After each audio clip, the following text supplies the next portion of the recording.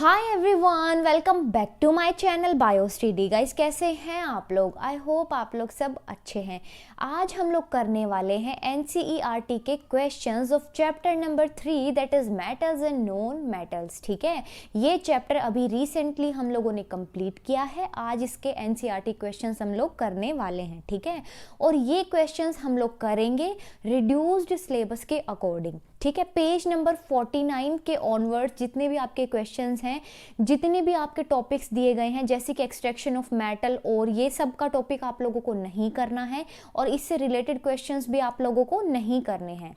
ठीक है, जो क्वेश्चंस करने हैं वो इस वीडियो में मैं सारे करवा रही हूँ आप लोगों के। राइट, तो चलिए गाइस स्टार्ट करते हैं।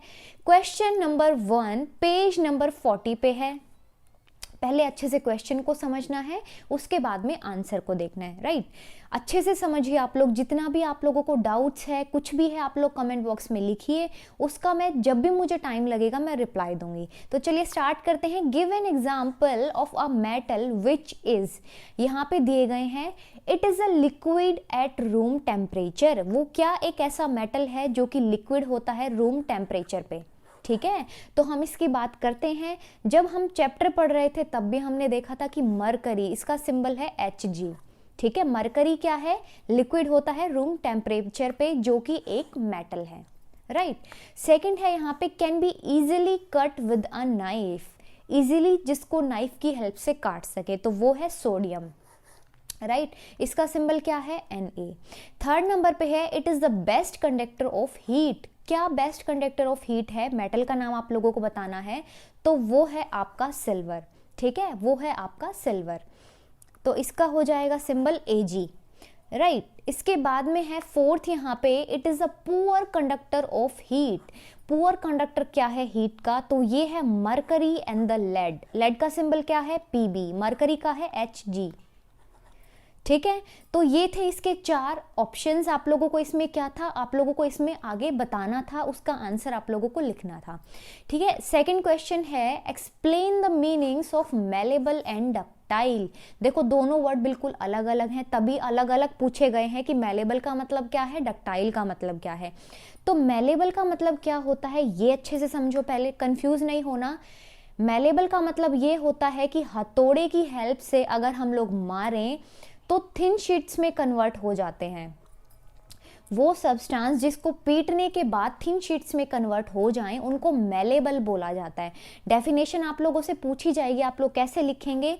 Substance that can be beaten into thin sheets are called malleable.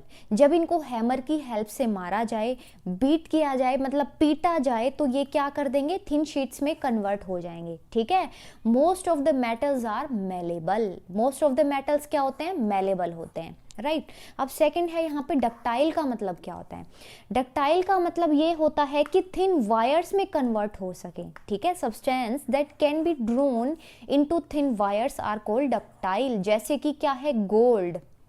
यहाँ पे एग्जाम्पल है गोल्ड का। ठीक है, गोल्ड के आप ऑर्नामेंट्स वगैरह बनाते हैं, ज्वेलरीज वगैरह, तो उसमें क्या है? थिन वायर्स में हम इसको कन्वर्ट कर सकते हैं। राइट, उसके बाद में क्या है? इसकी जो नेक्स्ट लाइन है most of the metals are ductile. Most of the metals क्या है? डक्टाइल होते हैं। ये 2 क्वेश्चंस आप लोगों के क्लियर हुए गाइज। अब पेज नंबर 46 पे आप लोग आ जाओ। पेज नंबर 46 पे क्वेश्चन 1 है why is sodium kept immersed in kerosene oil. भाई सोडियम को हम केरोसिन के अंदर क्यों डाल के रखते हैं, आप लोगों को ये बताना है। ठीक है, तो सोडियम क्या है? हाईली रिएक्टिव एलिमेंट है। सोडियम क्या है? हाईली रिएक्टिव एलिमेंट है। अगर उसको ओपन में रखा जाएगा तो वो क्या है? एक्सप्लोजिवली रिएक्ट करेगा with the atmospheric oxygen to catch fire. और क्या है? वहाँ पे फायर कैच कर लेगा। ठीक है, वहाँ पे आग लग जाएगी।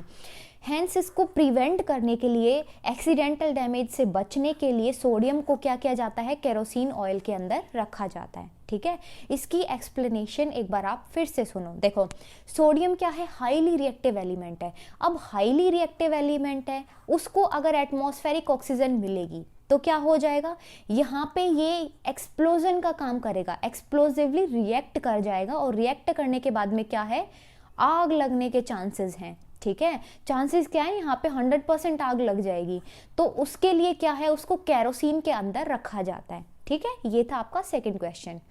ये था आपका पेज नंबर 46 का फर्स्ट क्वेश्चन। अब सेकंड क्वेश्चन हम लोगों को करना है, right equations for the reaction of iron with the steam. Iron की रिएक्शन हुई है स्टीम के साथ में, तो उसके बाद में हमें क्या प्रोडक्ट मिलेगा और क्या आगे लास्ट में हम लोगों को रिजल्ट मिलेगा, ये हमें बताना है। ठीक है, सेकेंड नंबर पे है calcium and the potassium with water. Steam की दिखानी है आयरन के साथ में, वाटर की दिखानी है कैल्शियम एंड पोटेशियम के साथ में। तो देखिए फर्स्ट क्या है, आयरन की जब हमने स्टीम के साथ में कराई, अच्छा ये जी यहाँ पे लिखा हुआ है।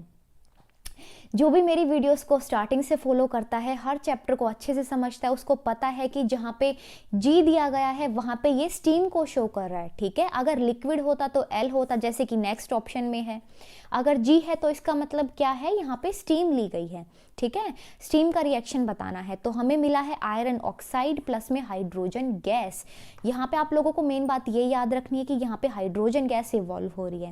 राइट, हाइड्रोजन गैस इवॉल्व हो रही है। हाइड्रोजन गैस का हमने एक एक्सपेरिमेंट किया था, पेज नंबर 19 पे एसिड बेसिस एंड सोल्ट्स वाले चैप्टर में ये दिया गया है कि जब आप ब्लो कैंडल को पास में लेके आते हो, जलती हुई कैंडल को पास में लाते हो, तो बबल्स पॉप लाइक साउंड करते हैं, पट पट पट ऐसे आवाज आती है। और ये आवाज क्या कंफर्म कराती है, ये साउंड ये कंफर्म कराएगी कि भाई यहाँ पे हाइड्रोजन गैस निकल रही है। राइट, सेकंड है यहाँ पे कैल्शियम का जब कराया वाटर के साथ में, नेक्स्ट ऑप्शन में एल है, मतलब यहाँ पे वाटर लिया गया है। ठीक है, कैल्शियम हाइड्रोक्साइड मिला है प्लस में हाइड्रोजन गैस प्लस में हीट एनर्जी, दोनों के केस में हीट एनर्जी लगेगी यहाँ पे। ठीक है, सेकंड हो चुका है, थर्ड में करेंगे हम लोग, क्या है यहाँ पे पोटेशियम प्लस में वाटर, पोटेशियम हाइड्रोक्साइड मिला प्लस में हाइड्रोजन गैस इवॉल्व हो रही है प्लस में हीट एनर्जी। तो ये था आपका question number second. Right, question number third देखिए क्या है, samples of 4 metal A B C D were taken in and added to a following solutions 1 by 1। 4 हम लोगों को मेटल के सैंपल्स लेने हैं और 4 हम लोगों को सॉल्यूशन लेने हैं। ठीक है, 1 by 1 ऐड करना है, क्या रिजल्ट मिलता है वो आप लोगों को बताना है। यहाँ पे क्वेश्चन पूछे गए हैं आपसे। फर्स्ट क्वेश्चन है which is the most reactive metal. भाई सबसे ज्यादा रिएक्टिव मेटल क्या होगा, तो सबसे ज्यादा रिएक्टिव क्या हो जाएगा, मेटल बी, क्योंकि ये डिस्प्लेसमेंट रिएक्शन दिखा रहा है। जो भी मेटल अगर डिस्प्लेसमेंट रिएक्शन दिखा रहा है, डिस्प्लेसमेंट का मतलब ही यही होता है कि मोर रिएक्टिव मेटल डिस्प्लेस कर देगा लेस रिएक्टिव मेटल को। ठीक है, तो डिस्प्लेसमेंट रिएक्शन दिखा रहा है, मतलब मेटल बी क्या हो जाएगा, मोस्ट रिएक्टिव एलिमेंट।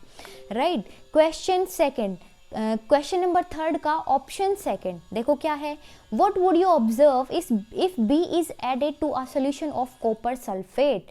अगर हम बी को सॉल्यूशन में ऐड करा देंगे, मतलब कॉपर सल्फेट के सॉल्यूशन में डाल देंगे, तो क्या रिजल्ट मिलेगा।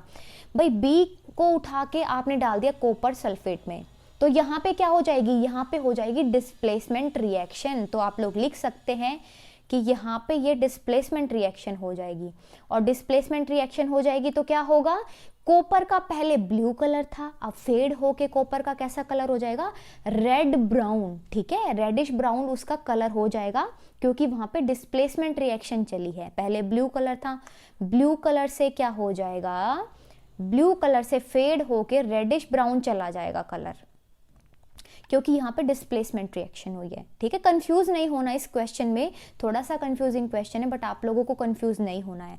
थर्ड नंबर पे दिया गया है arrange the metals A B C D in order of decreasing reactivity.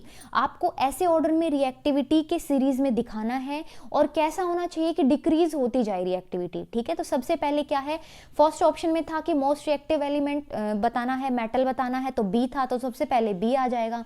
उसके बाद में ए, देन सी, देन डी। ठीक है, ये आप लोगों को इस सीरीज में बताना है। चलिए नेक्स्ट क्वेश्चन करते हैं, question number fourth, which gas is produced when dilute HCl is added to a reactive metal. कौन सी गैस प्रोड्यूस होती है जब आप डाइल्यूट HCl को ऐड करते हैं रिएक्टिव मेटल के साथ में। तो देखिए क्या है, थोड़ा सा घुमा दिया क्वेश्चन को, क्वेश्चन वही है जो अभी पीछे देखा था कि हाइड्रोजन गैस इवॉल्व होती है। कैसे होती है, देखो अगर आप मेटल की रिएक्शन होती है एसिड के साथ में, ये हमने कहाँ पढ़ा था, ये हमने पढ़ा था एसिड बेसिस एंड सोल्ट्स वाले चैप्टर में। ठीक है, तो हमें मिलता है सोल्ट प्लस में हाइड्रोजन गैस यहाँ पे इवॉल्व होती है, मतलब यहाँ पे निकलती है। ठीक है, तो ये हमने सेकंड चैप्टर में पढ़ चुके हैं हम इसको, राइट। तो देखिए इसके बाद में क्या है, chemical reaction with when iron react with the dilute sulphuric acid, ये केमिकल रिएक्शन आप लोगों को बतानी है। तो हाइड्रोजन गैस इवॉल्व होती है जब डाइल्यूट HCl को ऐड किया जाता है रिएक्टिव मेटल के साथ में, क्या होगा, हाइड्रोजन गैस इवॉल्व होगी।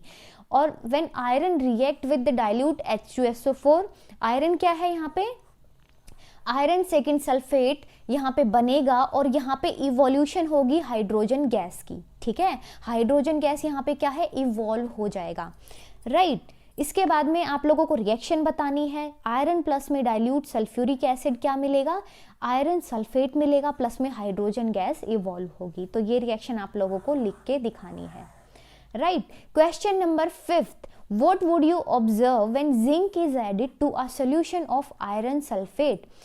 क्या हम लोगों को मिलता है जब जिंक को सोल्यूशन में ऐड किया जाता है आयरन सल्फेट के साथ में, ठीक है। आप लोगों को यहाँ पे केमिकल रिएक्शन भी लिख के दिखानी है कि क्या केमिकल रिएक्शन चलती है यहाँ पे। जब जब जिंक को ऐड किया जाता है आयरन सल्फेट के सॉल्यूशन में तो क्या होगा, ध्यान देना है, it will displace the iron from the iron sulphate solution. ये आयरन को यहाँ पे डिस्प्लेस कर देगा आयरन सल्फेट के सॉल्यूशन में से, ठीक है। क्या है, देखो यहाँ पे है जिंक, ठीक है, और यहाँ पे क्या है, जिंक प्लस में आयरन सल्फेट ये है। तो यहाँ पे ये जो आयरन है इसको डिस्प्लेस कर देगा। यहाँ पे रिएक्शन में देखो आप लोग, जिंक प्लस में आयरन सल्फेट, यहाँ पे हम लोगों को मिलेगा जिंक सल्फेट प्लस में आयरन, आयरन को यहाँ पे डिस्प्लेस कर दिया है, ठीक है। डिस्प्लेस कर दिया मतलब उसको अपनी पोजीशन से हटा दिया गया है, ठीक है। पेज नंबर 49 पे आप लोग आ जाइए। क्वेश्चन नंबर 1, मतलब पेज नंबर 49 आप लोगों को देखना है खोल के अपनी बुक के अंदर। उस पे क्वेश्चन दिया गया है, right the electron dot structure for the sodium, oxygen and the magnesium. उससे पहले आप लोगों को एक चीज समझनी है, वो ये है कि आप लोगों को एलिमेंट्स के एटॉमिक नंबर पता होने चाहिए, ठीक है। अगर आप लोगों को एटॉमिक नंबर पता होंगे तो आप इजीली इलेक्ट्रॉन डॉट स्ट्रक्चर बना सकते हैं। तो जो इम्पॉर्टेंट है वो मैं आप लोगों को बता देती हूँ। यहाँ पे है sodium, magnesium, calcium, potassium, oxygen, ठीक है। यहाँ पे ये इंपॉर्टेंट है, तो ये आप लोगों को ध्यान रखने हैं, ये 5 आप लोगों को ध्यान रखने हैं। वैसे एटॉमिक नंबर आपको सबके पता होने चाहिए, बट ये 5 आप लोगों से पूछ लिए जाएंगे, ठीक है। तो यहाँ पे सोडियम का एटॉमिक नंबर है गाइज 11, मैग्नीशियम का है 12, पोटेशियम का है 19, कैल्शियम का है 20 एंड ऑक्सीजन का है 8, ठीक है। तो आप लोग ऐसे याद रख सकते हैं कि ऑक्सीजन, उसके बाद में सोडियम 11 है, उसके बाद में मैग्नीशियम 12 है, फिर पोटेशियम और कैल्शियम का क्या हो जाएगा, पोटेशियम का 19 है, कैल्शियम का 20 है, ठीक है। इसके बाद में आप लोगों को जो दूसरी चीज याद रखनी है वो ये है कि यहाँ पे आप लोगों को ये सीरीज याद रखनी है 2, 8, 8, 18। ये चीज आप लोगों को ध्यान रखनी है। ये मैंने क्या यहाँ पे क्या लिखा है, मैंने ये KLMN ये शेल लिखी है। यहाँ पे देखो ये अरेंजमेंट हम लोग कराते हैं इलेक्ट्रॉन्स का, तो यहाँ पे क्या है, ये शेल बनाई है मैंने। अब पहली शेल जो है इसको K बोलेंगे, इसका नाम है K, इसका है L, इसका है M। अभी इतना याद रखो, N आप लोग का अभी याद रखने का काम नहीं है, ठीक है। तो M तक आप लोग याद रखें। K जो है उसमें 2 इलेक्ट्रॉन्स फिल कर सकते हैं। इसकी कितनी होती है, इसकी 2 की वैलेंसी होती है, ठीक है। यहाँ पे 2 इलेक्ट्रॉन्स आते हैं। ऐसे होता है ना कि एक रूम में कि आपका मतलब बड़ी सारी फैमिली है और रूम्स डिवाइड किए गए हैं कि आप इसमें बहन भाई रहेंगे, इसमें 2 भाई रहेंगे, तो ऐसे करके इसमें डिवीजन चलता है। क्या है, फर्स्ट वाली शेल में 2 इलेक्ट्रॉन्स आएंगे जिसको K नाम दिया गया है। L में क्या है, 8 आएंगे, ठीक है। यहाँ पे क्या है, 8 इलेक्ट्रॉन्स आ जाएंगे, 1 2 3 4 5 6 7 8। M में भी क्या है, 8 इलेक्ट्रॉन्स आ जाएंगे, 1 2 3 4 5 6 7 8, ठीक है। ये इलेक्ट्रॉन्स हम लोग इन शेल्स के अंदर भरते हैं। अब आपको सबसे पहले दिखाना है सोडियम का। पीछे अभी देखा था एटॉमिक नंबर कितना था, 11 था। तो ध्यान देना, यहाँ पे हम लोग इसको ऐसे भरेंगे 2 8 1। क्या किया, देखो बाहर की जो 2 था ये कंप्लीट हो गया, K शेल हमारा। 8 जो था ये भी हमारा कंप्लीट हो गया। अब ये आ गया भाई M शेल के अंदर, ठीक है। तो यहाँ पे था 11, 8 और 2 10, और यहाँ पे है ये 1, तो क्या है, टोटल यहाँ पे 11 हो गए। अब एक चीज समझो, क्या है, यहाँ पे इसको कंप्लीट करने के लिए, अपना ऑक्टेट कंप्लीट करने के लिए इसको 7 इलेक्ट्रॉन्स की रिक्वायरमेंट है। इसको 7 इलेक्ट्रॉन्स की रिक्वायरमेंट है, अगर 7 इलेक्ट्रॉन्स इसको मिल गए तो इसका कंप्लीट कितना हो जाएगा, 8 हो जाएगा, ठीक है। लेकिन एटॉमिक नंबर इसका 11 होता है, इसके पास में 1 है, तो 7 इलेक्ट्रॉन्स को लेने में बहुत एनर्जी चाहिए होगी, लेकिन 1 इलेक्ट्रॉन को डोनेट करने में उतनी एनर्जी की रिक्वायरमेंट नहीं होगी। तो क्या करेगा सोडियम, 1 इलेक्ट्रॉन को ये डोनेट कर देगा, ठीक है। ये जो और एलिमेंट होंगे उनको ये डोनेट कर देगा, ठीक है। डोनेट करने के बाद में, अब मैंने ये चीज़ जब मैं चैप्टर समझा रही थी तब मैंने बताया था, डोनेट करने के बाद में बहुत पॉजिटिव हो जाते हैं हम, तो डोनेट करने के बाद में क्या, इसके ऊपर साइन आ जाएगा, पॉजिटिव का साइन आएगा, ठीक है। और 1 इलेक्ट्रॉन इसको डोनेट करना है, इसके पास एक्स्ट्रा है, तो ये डॉट स्ट्रक्चर है इसका। तो Na के ऊपर में क्या है, ये सिंगल है, ये इसने डोनेट करना है कोई दूसरे एलिमेंट को, ठीक है। इसके बाद में क्या है, ऑक्सीजन है। ये आप लोग करके दिखाएं, थोड़ा सा समझें इसको, आप लोग करके दिखाएं। देखो चलो, जिसको फिर से समझ में नहीं आया थोड़ा सा ध्यान दो। इसके पास में 8 एटॉमिक नंबर है, इसका एटॉमिक नंबर कितना है, 8 है, ठीक है। तो 8 को आप लोग फिल करो, KLMN, ठीक है। एन को चलो छोड़ो, अभी इसमें ध्यान दो, यहाँ पे आप लोग 2 फिल कर सकते हैं, यहाँ पे आप लोग 6 फिल कर सकते हैं। तो 6 और 2 कितना हो गया, 8 हो गया। ये तो यहीं पे काम खत्म हो गया इसका, लेकिन काम खत्म तो अभी नहीं करना हम लोगों को, तो ये कंप्लीट करना है। इसका हमने देखा था अरेंजमेंट 2 8 8 ऐसा अरेंजमेंट था। तो हमें यहाँ पे 2 इलेक्ट्रॉन्स के रिक्वायरमेंट है इसको फिल करने के लिए, यहाँ पे 8 बनाने हैं, 2 और ऐड कर देंगे तो यहाँ पे अरेंजमेंट हो जाएगा 2 8, ठीक है। 2 इलेक्ट्रॉन्स की हम लोगों को रिक्वायरमेंट है, तो 2 इलेक्ट्रॉन्स इसको किसी एलिमेंट से मिल जाएंगे, ठीक है, बजाय 6 इलेक्ट्रॉन्स अपने डोनेट करना। देखो 6 इलेक्ट्रॉन्स तो ये डोनेट नहीं कर सकता, 1 की बात नहीं है, 2 की बात नहीं, यहाँ पे 6 की बात हो रही है, तो ये यहाँ पे डोनेट नहीं कर सकता है। इसको 2 इलेक्ट्रॉन कोई दे दे तो इसका कंप्लीट हो जाए वैलेंसी, इसका ऑक्टेट कंप्लीट हो जाए। तो यहाँ पे क्या है, हम लोग इसको 2 कहीं और से मिल जाएंगे, ठीक है। यहाँ पे 6 का आप लोग यहाँ पे दिखा दें कि बाहर वाली शेल में कितना है। पीछे बाहर वाली शेल में कितना था, सोडियम में बाहर वाली शेल में 1 था, तो सोडियम के ऊपर ये 1 डॉट आ गया।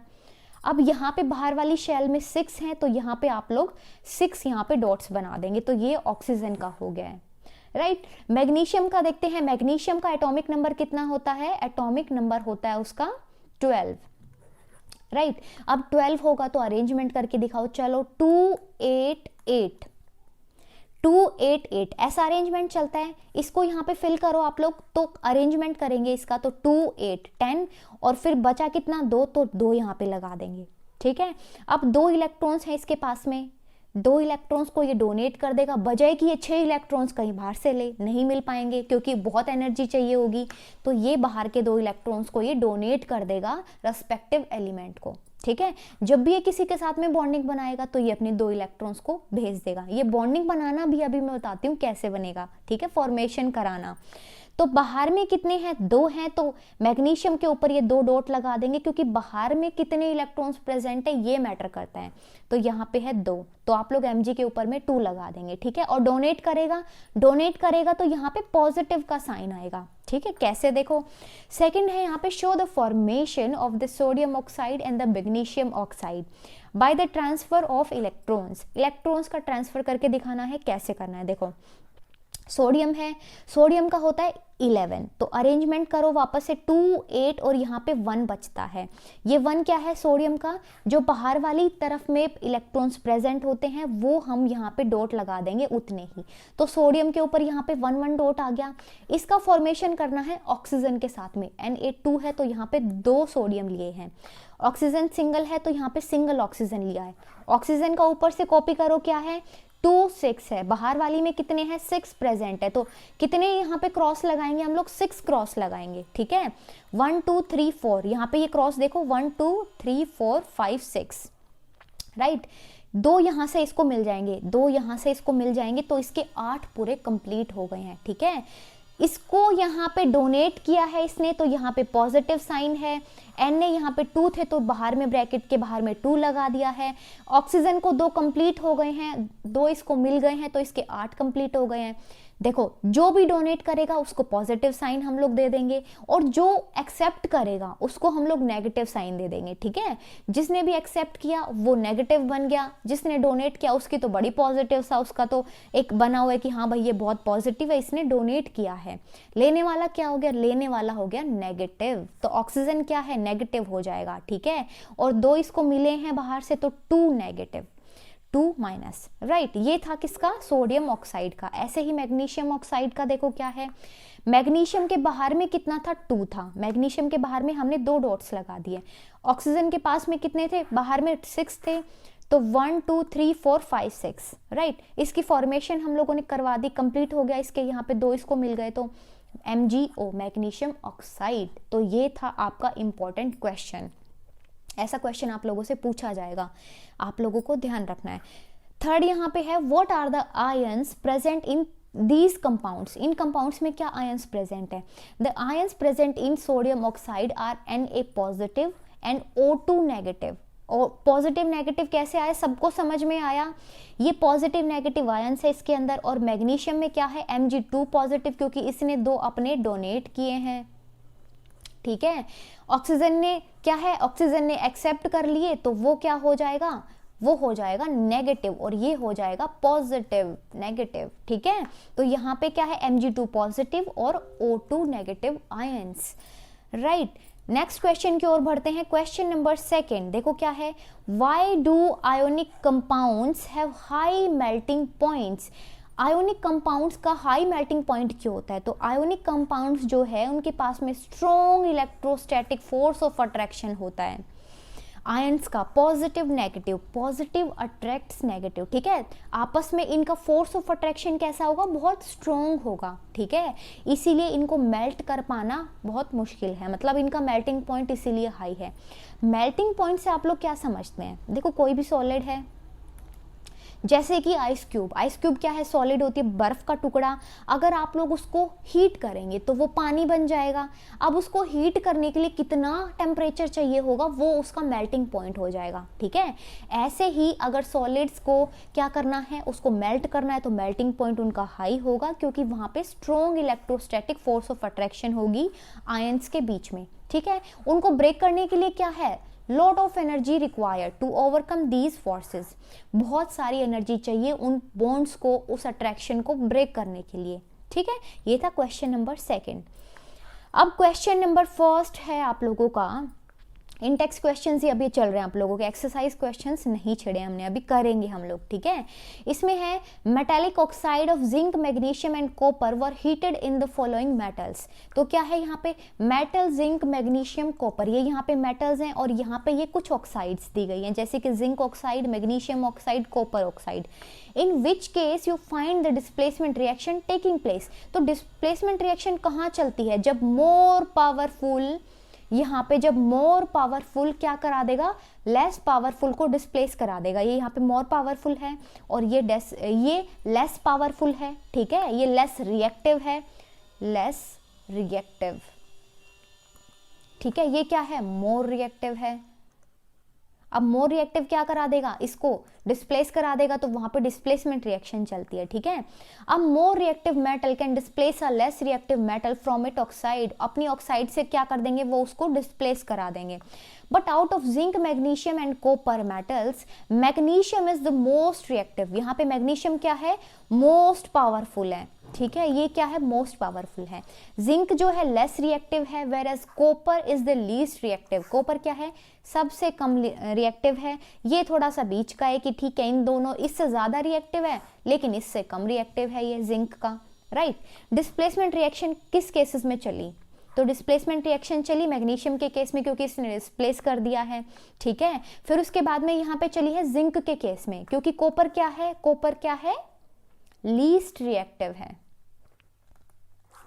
राइट। यहाँ पे जिंक और मैग्नीशियम के केस में चला, यहाँ पे इसने कॉपर ऑक्साइड से डिस्प्लेस करा दिया उसके ऑक्साइड में से, यहाँ पे जिंक के साथ में चली है। तो ये था क्वेश्चन। अब हम करेंगे एक्सरसाइज के क्वेश्चंस, ध्यान देना है, इंपॉर्टेंट क्वेश्चंस है guys. Exercise, right. Question number 1 अच्छे से समझो, which of the following pair will give displacement reaction, कौन कौन से पेयर डिस्प्लेसमेंट रिएक्शन देते हैं। तो देखो यहाँ पे sodium chloride solution and the copper metal, क्या सोडियम क्लोराइड सॉल्यूशन और कॉपर मेटल देगा। Magnesium chloride solution aluminium metal. C option है आयरन सल्फेट सिल्वर मेटल, और उसके बाद में क्या है सिल्वर नाइट्रेट और कॉपर मेटल। तो silver nitrate solution and the copper metal यहाँ पे ये डिस्प्लेसमेंट रिएक्शन देगा, ये वाला पेयर, ठीक है, ये वाला पेयर हम लोगों को यहाँ पे डिस्प्लेसमेंट रिएक्शन देगा। सेकंड यहाँ पे है which of the following method is suitable for preventing an iron frying pan from the rusting. भाई अगर लोहा है, सपोज करो कोई भी लोहे का कुछ भी बना हुआ है, उसको प्रिवेंट करने के लिए आप उस पर पेंट कर देते हैं, ठीक है, लेकिन आपने कहीं सुना है कि फ्राइंग पैन है जो आप किचन में यूज करती हैं आपकी मदर, उस पे पेंट कर रहा है कोई, ऐसा तो नहीं होता ना। तो उसको प्रिवेंट करना है हमें रस्ट लगने से, उसको जंग लगने से हमें उसको बचाना है। तो हम उस पे क्या करें, क्या उस पर ग्रीस करेंगे, अप्लाई करेंगे ग्रीस और फिर वो बच जाएगा। भाई ग्रीस अप्लाई करोगे तो अब वॉश करते टाइम वो ग्रीस हट भी जाएगी, ठीक है, तो ग्रीस अप्लाई करना is not a good method, ठीक है। सेकंड है पेंट अप्लाई करोगे, जब उसको गैस पे रखेंगे तो वो सारा खराब हो जाएगा, तो पेंट भी अप्लाई नहीं कर सकते। सेकंड ऑप्शन को, थर्ड ऑप्शन को आप लोग ध्यान से देखें, सी ऑप्शन को, applying a coat of zinc, zinc की कोट को अप्लाई किया तो वो प्रिवेंट हो जाएगा रस्ट होने से, ठीक है। तो यहाँ पे है जिंक की कोट को अप्लाई कर देंगे ताकि वो बच सके जंग लगने से, मतलब रस्ट लगने से, राइट। थर्ड नंबर पे है an element react with oxygen to give a compound with a high melting point. कोई एक एलिमेंट है जो कि ऑक्सीजन के साथ में रिएक्ट करता है, कैसा कंपाउंड देता है, जिसका हाई मेल्टिंग पॉइंट होता है। This compound is also soluble in water, the element is likely to be, क्या एलिमेंट होगा, वो सोल्यूबल होगा वाटर में, तो ये है कैल्शियम। कैल्शियम सोल्यूबल होता है वाटर में, ठीक है, कैल्शियम वाटर में सोल्यूबल होता है। यहाँ पे कैल्शियम हाइड्रोक्साइड बनता है, तो ये हो जाएगा कैल्शियम, वो एलिमेंट जो कि ऑक्सीजन के साथ में रिएक्ट करेगा और हम लोगों को ऐसा कंपाउंड देगा जिसका मेल्टिंग पॉइंट हाई होता है, राइट। फोर्थ देखो क्या है question, food cans are coated with the tin and not with the zinc. भाई पीछे था फ्राइंग पैन की बात, पीछे जब हमने फ्राइंग पैन की बात की थी तो वहां पे तो आपने जिंक यूज किया था, लेकिन फूड कैंस में आप बोल रहे हो कि टिन का यूज किया जाता है, क्यों, zinc is costlier then tin, क्या भाई जिंक ज्यादा कॉस्ट होती है उसकी टिन से, ठीक है। सेकंड ऑप्शन में है zinc has a higher melting point than tin, क्या जिंक का ज्यादा मेल्टिंग पॉइंट होता है टिन से। थर्ड नंबर पे है zinc is more reactive then tin, option क्या हो जाएगा, zinc is more reactive then tin, ज्यादा रिएक्टिव होगा टिन से। और फोर्थ ऑप्शन क्या है, zinc is less reactive then tin, कोई मतलब नहीं है, तो थर्ड ऑप्शन यहाँ पे हो जाएगा zinc is more reactive then tin, ठीक है। You have given a hammer, आप लोगों को एक हैमर दिया गया, क्वेश्चन नंबर 5 डिस्कस कर रहे हैं हम लोग ये।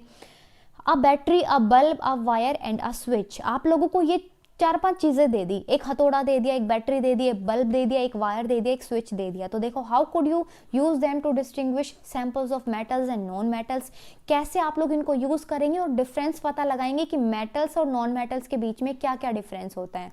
तो ये मैं आप लोगों को पार्ट 1 में करा चुकी हूँ, आप लोग ध्यान से उस चीज को भी देख लें, बाकी ये क्वेश्चन भी समझ लें।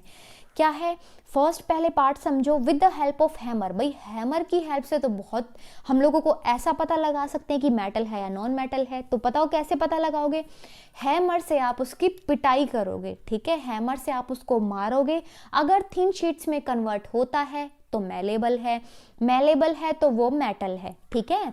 We can beat the sample if it can be converted into thin sheets, तो मतलब मेलेबल होगा, इट इज मेटल। समझ में आई पहली चीज ये।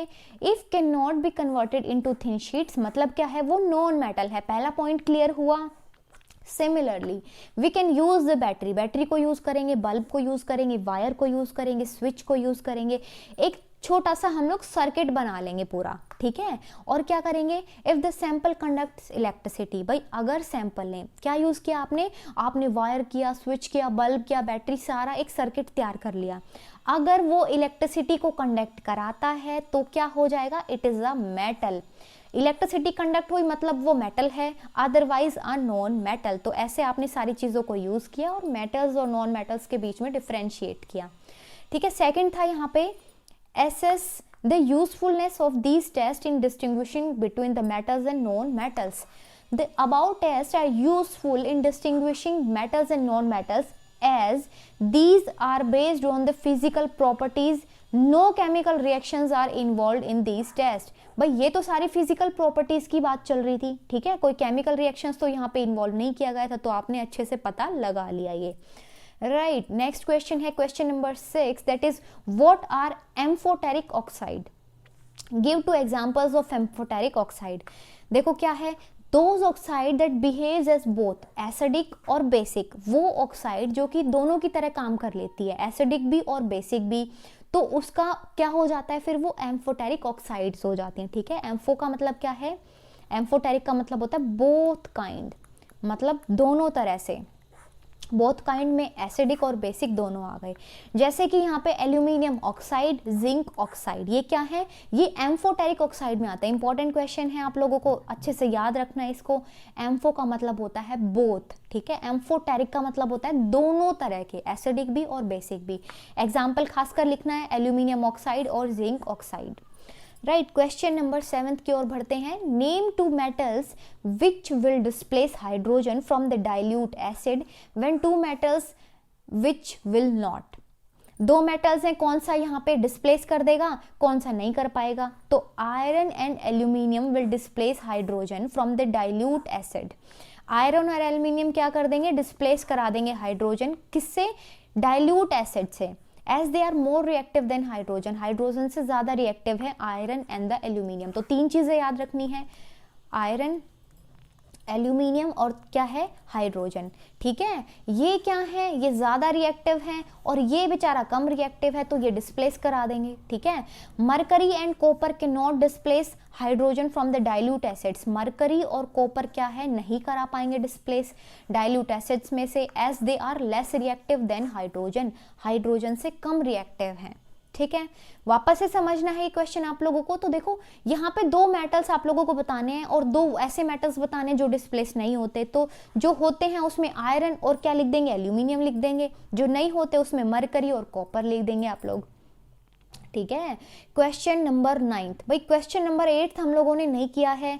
क्वेश्चन नंबर 8 में क्या है, रस्टिंग से प्रिवेंट करने के लिए आप लोगों को फॉलोइंग मेथड्स बताने हैं, तो ये आप लोगों को पार्ट नहीं करना है.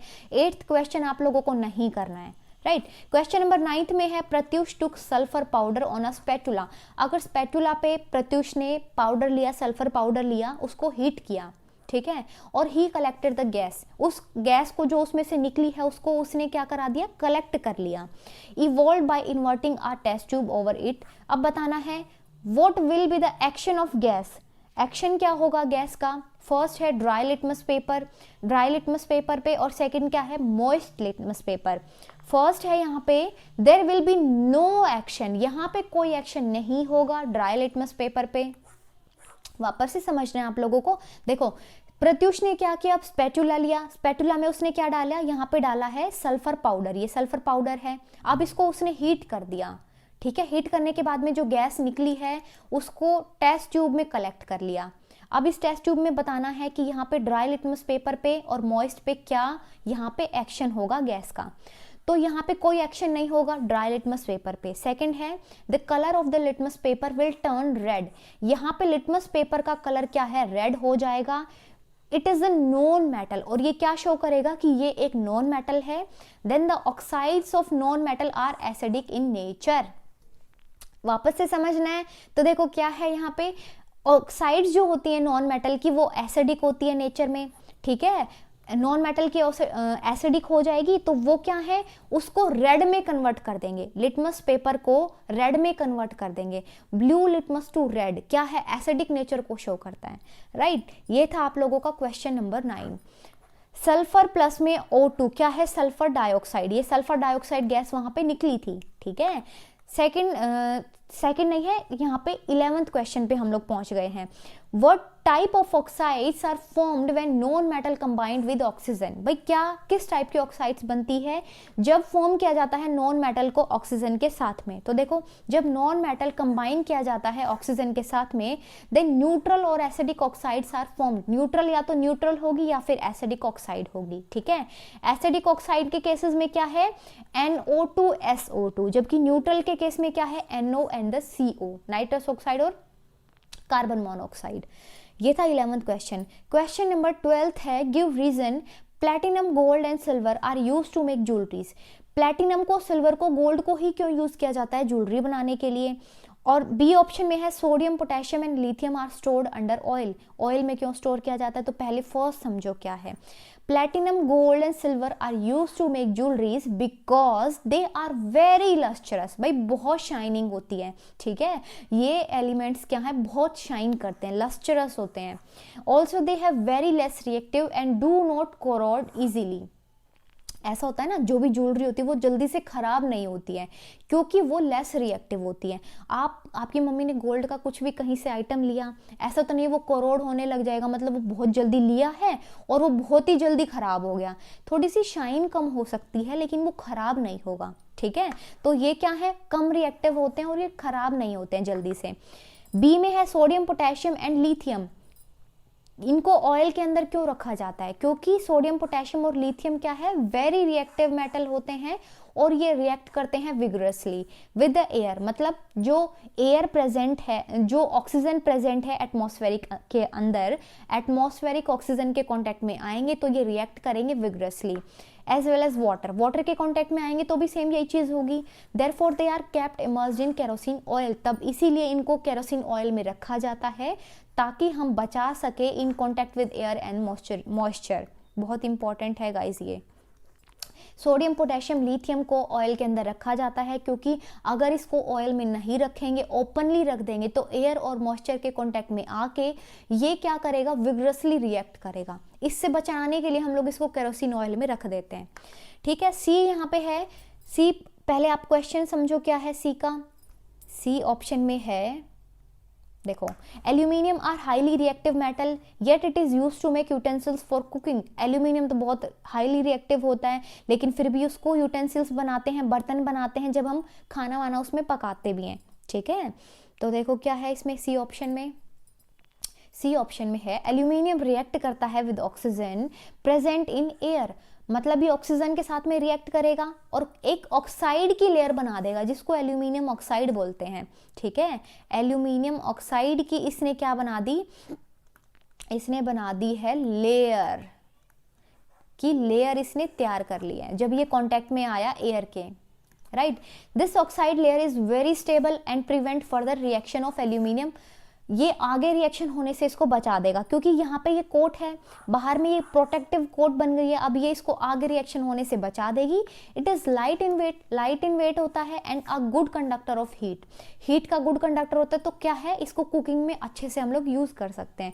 दस it is use to make cooking utensils, इसीलिए इसको खाना बनाने वाला बर्तन बनाने में यूज करते हैं, ठीक है। एक ही चीज याद रखनी है, एल्यूमिनियम ऑक्साइड की लेयर बन जाती है जो कि उसको फिर आगे फर्दर रिएक्शन होने से बचा देती है। फोर्थ ऑप्शन में है कि carbonate and sulphide ores are usually converted into oxides during the process of extraction. ये क्वेश्चन आप लोगों को नहीं करना है, फिर भी मैं आप लोगों को थोड़ा सा इसका बता देती हूँ क्या है। ये क्वेश्चन आप लोगों को वैसे नहीं करना है क्योंकि ये आपके टॉपिक हटा दिया है। यहाँ पे है carbonate and sulphide ores usually क्या है, कन्वर्ट हो जाते हैं ऑक्साइड्स के अंदर during the process of extraction because metals can easily be extracted. Extraction वाले टॉपिक में ये दिया गया है, मेटल्स को इजीली एक्सट्रैक्ट कर सकते हैं उनकी ऑक्साइड से rather than from their carbonate and sulphide. Carbonate और सल्फाइड से तो बेटर होगा कि मेटल्स को उनके ऑक्साइड से ही एक्सट्रैक्ट कर लिया जाए, ठीक है। उसके बाद है question number 13, you must have seen tarnished copper vessels being cleaned with lemon और टैमरिंड जूस। टैमरिंड और लेमन जूस से क्लीन करते हैं, आपने देखा होगा कॉपर वेजल्स को। Why these are substances are effective in cleaning these vessels. तो देखो कॉपर जो है रिएक्ट करता है with the moist CO2 in air to form copper carbonate. Copper carbonate बना देता है क्योंकि वो मॉइस्ट CO2 जो प्रेजेंट होती है एटमॉस्फेयर में उसके साथ में वो रिएक्ट करता है, तो कॉपर कार्बोनेट बन गया। As a result copper vessels lose its shiny brown surface. जब आप तांबा लेके आते हो, तांबे का कोई भी है, पूजा में भी इसको यूज करते हैं, पीते भी हैं लोग इसमें पानी डाल के, ठीक है। तो उसमें क्या है, वो जब नया लेके आते तब तो वो शाइनी ब्राउन उसका सरफेस होता है, लेकिन क्या है, मॉइस्चर CO2 के कांटेक्ट में आने के बाद में कॉपर कार्बोनेट बना लेता है और क्या है, forming a green layer of copper carbonate. Copper carbonate की ग्रीन लेयर बन जाती है, ठीक है। और citric acid present in the lemon और टैमरिंड न्यूट्रलाइज करा देता है द बेस कॉपर कार्बोनेट। इसको न्यूट्रलाइज करा देगा तो फिर वापस से शाइनी ब्राउन सरफेस हो जाएगा उसका, ठीक है। तो यहाँ पे न्यूट्रलाइजेशन रिएक्शन चलती है, right. and dissolve the layer, that is why tarnished copper vessels are cleaned with the lemon or tamarind juice, क्योंकि ये एसिडिक होते हैं, एसिडिक होंगे तो ये बेस को न्यूट्रलाइज कर देंगे। To give the surface of copper vessel its characteristic lustre, वापस से वही लस्टर देने के लिए, शाइन देने के लिए हम लोग उसको किससे, सिट्रिक एसिड से, और उसको टैमरिंड का जो वाटर होता है उससे हम लोग उसको क्लीन करते हैं, right. Question number 14, differentiate between matters and non metals on the basis of their chemical properties. Chapter में यहाँ पे फिजिकल प्रॉपर्टीज हम लोगों ने देखी थी, अब क्वेश्चंस में केमिकल प्रॉपर्टीज है गाइज। अगर आप लोग पहले की वीडियोस को नहीं देख पाए हैं तो आप लोग जाके देखें, क्वेश्चंस की वीडियो को आप लोग बिल्कुल भी स्किप ना करें, हर चैप्टर की वीडियो को अच्छे से समझें, बार बार चाहे आप लोगों को देखना पड़े, नहीं समझ में आता है आप लोग पूछें, ठीक है। 14 क्वेश्चन में मैटर्स और नॉन मैटर्स के बीच में डिफरेंशिएट करके बताना है। तो मैटर्स क्या हैं, इलेक्ट्रो पॉजिटिव होते हैं, नॉन मेटल्स इलेक्ट्रोनेगेटिव होते हैं, ध्यान रखना आप लोगों को। Oxides of metal are basic in nature, जो मेटल हैं उनकी ऑक्साइड बेसिक नेचर की होती है, जबकि नॉन मेटल की क्या है, एसिडिक नेचर की होती है, ठीक है। थर्ड नंबर पे है metals displace hydrogen from dilute acids, dilute acid से हाइड्रोजन को डिस्प्लेस कर देते हैं, जबकि नॉन मेटल्स नहीं कर पाते हैं displace. Metals form chloride which are electrovalent और आयोनिक कंपाउंड, मेटल्स क्लोराइड्स बनाते हैं जो कि आयोनिक कंपाउंड्स हैं, आयोनिक वही पॉजिटिव नेगेटिव वाले, strong electrostatic force of attraction, जबकि नॉन मेटल्स क्या है, form chlorides which are covalent compounds, easily break हो जाएगा, ठीक है। फोर्स ऑफ अट्रैक्शन इसकी स्ट्रॉन्ग नहीं होगी, वीक होगी। दे रिएक्ट विद वाटर, ये वाटर के साथ में रिएक्ट कर लेते हैं, जबकि नॉन मेटल्स वाटर के साथ में रिएक्ट नहीं कर पाते हैं। ये इसकी थी कुछ केमिकल प्रॉपर्टीज। क्वेश्चन नंबर 5, ध्यान से समझना। A man went door to door posing a goldsmith, देखो एक इंसान है, मतलब एक बोलते हैं ना गोल्डस्मिथ है, वो घर घर जाता है। He promise to bring back the glitter of all dull gold ornament, और वो क्या बोलता है, वो प्रॉमिस करता है कि आप मुझसे अपने जो भी आपके गोल्ड के ऑर्नामेंट्स है, जो भी गोल्ड की ज्वेलरी है, वो आप मुझे दो और मैं उसको अच्छे से चमका के दूंगा, ठीक है। Unsuspecting lady give a set of gold bangles, अब एक औरत अपनी गोल्ड की बैंगल्स निकाल के दे देती है उसको, ठीक है। Which he dipped in a particular solution, कोई पर्टिकुलर सोल्यूशन में वो उनको डिप करता है। The bangles sparkled like new, bangles तो ऐसे चमकती है जैसे कि वो नई हो गई है, but their weight was reduced drastically, उसका वेट बहुत कम हो जाता है। The lady was upset but after a futile argument the man beats a hasty retreat, can you play the detective to find out the nature of the solution he had used. ये काम जो गांव side में रहते हैं, जो हरियाणा के students हैं, ठीक है, जितने भी यहाँ पे हरियाणा के स्टूडेंट्स इस चैनल से जुड़े हुए हैं, राजस्थान के स्टूडेंट्स जुड़े हुए हैं इस चैनल से, वो अपने दादा दादी से पूछना, नानी से पूछना कि पहले ये चीज़ें बहुत होती थी, बहुत सुनने में आती थी कि भाई एक इंसान आया, उसने बोला कि मैं आपके जो भी सोने के जितने भी गहने हैं वो मैं चमका के दे दूंगा, लेकिन वो क्या करता है, वो एक सॉल्यूशन में उसको डिप करेगा तो गोल्ड के जो ऑर्नामेंट्स होते हैं, जो भी ज्वेलरी होती है, वो तो चमक जाती है, लेकिन उसका वेट कम हो जाता है। अब वेट कम हो गया, पहले की लेडीज को बेचारियों को नहीं पता होता था कि भाई उसने क्या किया, कैसे गड़बड़ कर दी है, वो सॉल्यूशन का नाम हम लोगों को बताना है, ठीक है। तो इंपॉर्टेंट क्वेश्चन है, the solution he had used was aqua regia, aqua regia solution को यूज किया यहाँ पे, एक्वा रेजिया लैटिन वर्ड है विच मीन्स रॉयल वाटर, इसको रॉयल वाटर बोलते हैं। ये यहाँ पे क्या कर देगा, यहाँ पे ये पूरा पॉलिश कर देगा गोल्ड को, तभी उसका वेट रिड्यूस हो जाएगा, ठीक है। पूरा जो सोना है उसका वेट रिड्यूस करा देगा ये। It is the mixture of concentrated HCl and the nitric acid. यहाँ पे कंसंट्रेशन देखना, समझना अच्छे से। एक्वा रेजिया जिसको रॉयल वाटर बोलते हैं, कंसंट्रेशन होती है यहाँ पे HCl और नाइट्रिक एसिड की 3:1।